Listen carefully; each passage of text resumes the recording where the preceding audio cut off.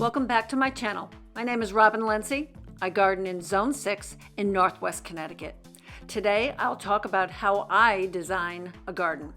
Where do I start and where does the inspiration come from? Please take a minute and hit that subscribe button and the like button to follow along in this year's garden adventures. So continuing on with how to start a garden from scratch. This garden, like I said, started 6 years ago with absolutely nothing. No trees, no shrubs, nothing. So this is my purple bed. I thought we would start here. The Japanese maple, Kono no Ito, has been there pretty much from the beginning. The Siberian irises, the catmint, the allium globemasters, and a lot of purple daylilies. I call it my purple bed for that reason. Over the years, things have changed. The arbor that was originally there has been moved back. The bed, though, the shape and the size have basically remained the same. You can see in this photo the purple bed on the right-hand side. It's the smaller of the two beds, and my plan was always to have a path on either side of that bed. All this time for the last 6 years, I've only had the one in the middle. This year, I am finally going to create the walkway on the other side. So here in my original plan, I think you can see that I had walkways that I had planned basically all through the garden. So last year, this is what the garden looked like in full bloom with the Japanese maple, the irises. This is really a spring garden. Everything is blooming in the spring. So this particular bed has not changed a lot over the years. The Nepeta is still there. The Mary Todd daylilies are still there. The allium globemasters, the catalpa tree is new because originally that was a weeping cherry that just didn't do well there. Agastache, there's some Carly Rose grasses. This bed is just beautiful all year. The Nepeta keeps going. I love this bed. So although I'm very familiar with many plants, when I'm creating a new bed, I like to visualize what it's going to look like. I take photos of different plants that I love and shrubs and put them together and see if that combination is going to be pleasing to me. What's going to be in that bed? What's it going to look like in the spring, in the summer, in the fall, and the winter? What is the winter interest? I like garden beds to have something of interest all year long. Because remember, we're seeing our gardens a lot of the year, especially here in Northwest Connecticut, from inside our houses, not while we're out walking around through them and working and enjoying them. So all those little details, do you like that color combination? Do the different plants provide different textures and movement through the seasons? This is what I look for. So this is where I start when I'm creating something new. So when creating a new bed, this is the extension on the other side of this purple bed now that's going to create that path. I like to lay things out. I want to know how much space do I have? How many plants do I need to fill a space? And of course, of utmost importance is, what is your soil like? Have you ever had your soil tested? Do you know what the pH of your soil is? Is it sandy? Is it heavy clay? Here we have heavy clay. I'm constantly amending the soil to try to improve the quality of the soil. Some plants like it, some plants don't, but it's a very important place to start. So you can see here that I have my hawthorn tree that is on the bottom side of this drawing, and I have a path that's created through the center. Always remember, if you're going to be cutting anything, you have to have access to it.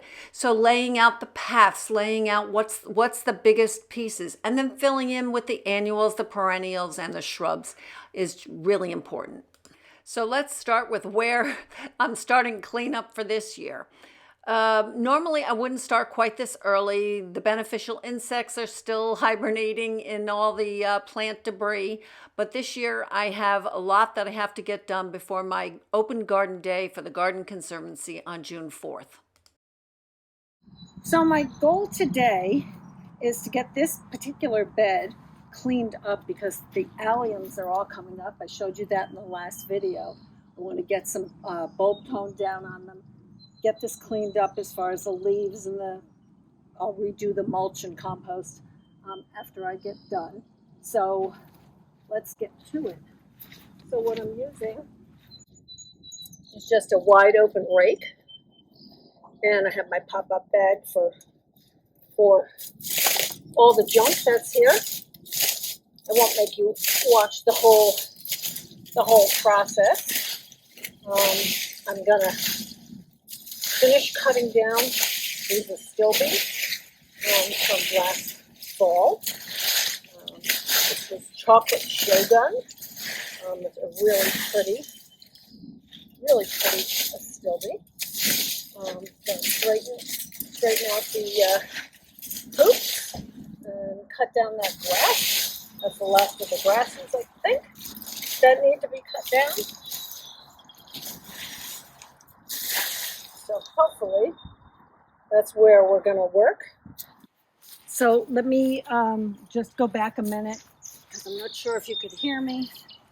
This is chocolate shogun astilbe. I didn't really, it's not really necessary, I don't feel, to cut astilbe back in the fall, but we'll get rid of these few twigs.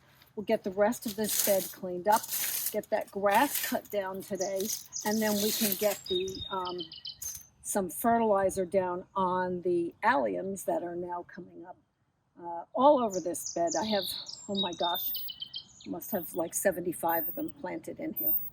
So we're going to go one step at a time.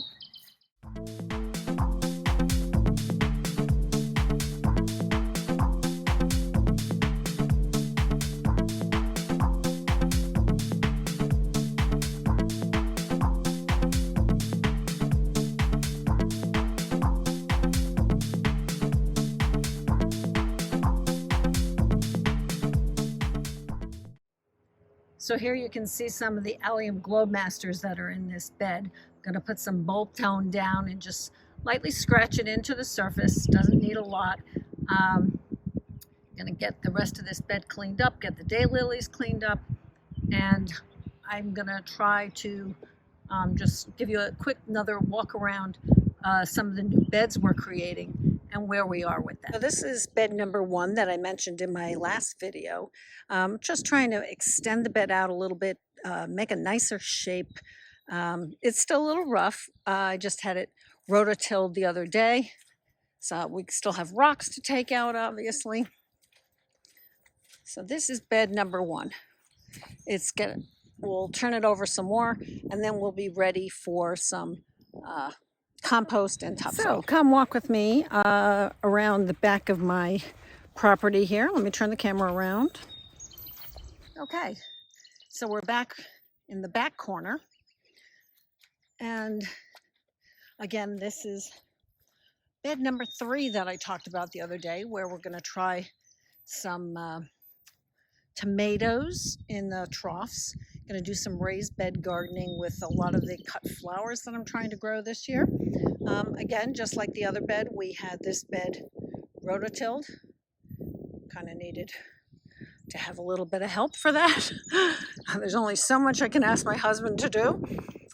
So this is all dug out and ready for plants and trees and shrubs, and I'll keep you together here, and we'll show you what we're going to be doing. As I walk back around, you can see there's still a ton of cleanup. Things are very wet. You need to be really careful about walking in your beds and really on your grass at this time of the year. Probably if I did not have my garden on the Garden Conservancy open days at this point, I would probably be a little more careful than I'm being right now. Here's our second bed, again, cut out and rototilled, full of water. This is the problem. We have so much water. So like I was mentioning, I really suggest you try to stay out of your beds. If you're raking leaves out like I am today, make sure that you are keeping, try to stay out of the bed. Extend that rake as far as you can. So here's that purple bed. It's complete. It's all ready for compost. I've actually now gotten the compost down since I recorded this. There's some black-eyed Susan. The Carly Rose grass is cut down. The alliums are all fertilized, and things are really freezing because it's so cold here in Connecticut. I hope things survive. In my last video, I was talking about how we had to move the wisteria, so we did that last weekend, and you can see how that went following here. Good morning, garden friends. Well, the project for today, after we get back from our previous engagement, is to move the wisteria on the old arbor onto the new arbor. We're going to cut it back and hope for the best. So here's the wisteria that we're going to attempt today to move from one trellis to the other. You can see it's gotten very significant. I'm not sure this is gonna work, but we're gonna try because it's literally bringing down the original arbor, which was just not capable of handling it. We got a second one that we were trying to train it over, but I don't think that's gonna work. It grows on new growth. I was waiting for the bird's nest for the little birdies to go away. So we're going to attempt that today. This was definitely a challenging project. The vines were really wrapped in tight around this arbor, but I think we did a good job. I think it's going to work. Fingers crossed. So this is another arbor we have that has New Dawn roses, Elsa spath clematis, autumn clematis, and another wisteria called Amethyst Falls. So again, this is another one we're going to try and get this climbing rose really cut back. It can handle the pruning, and it really desperately needs it at this point, as you can see. And then another big project, had a huge load of compost delivered. So that's, we're gonna start trying to get some of that down. So I thought I'd give you a view of what a real gardener's basement probably looks like. This is mine, pots waiting for flowers and dirt and all that good stuff. Everything ready in preparation. I have my plans for my new beds hanging up here. So in case there's any question about what's going on, we have that right here. Dirt for winter sowing, all my junk. Just trying to keep it real. I do try to keep things clean, but there's always a mess. I have more pots and supports over here waiting to go. You can see garden furniture. Like I said, lots of pots over here. More winter sowing containers, some cloches. I've got over here some plants that I got from Proven Winners that are starting to grow already. I've had to repot a few of them because they're growing up. And all my labels for this year's dahlias. It is really cold outside today. I mean, like, I think the wind chill is, like 5 degrees. So I'm staying inside today. Again, more pots, calla lily bulbs, waiting to get into a container. Here's my Espoma closet with my plant tone and my potting mix ready to go. All my supports that are all lined up in a row. So this is, like I said, this is what my basement actually looks like, and I would imagine yours might look like mine too. So we're just hoping for some warmer weather here in Northwest Connecticut. It was snowing last night. There was snow this morning when I got up, and it's freezing right now. So stay tuned. There are no sponsors for my videos. Again, garden inspiration. I get it from magazines, from garden tours that I go on, from the Garden Conservancy, garden centers, looking at new plants, new introductions, and talking with other gardeners is great inspiration. So that's where some of the ideas come from.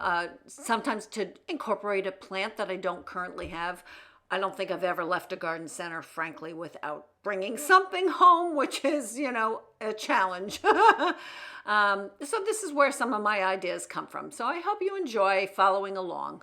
Thank you so much for watching. I'll keep bringing you along as things go along in the garden this year. If you have any questions, please don't hesitate to ask. I love your comments. Please subscribe and hit that like button.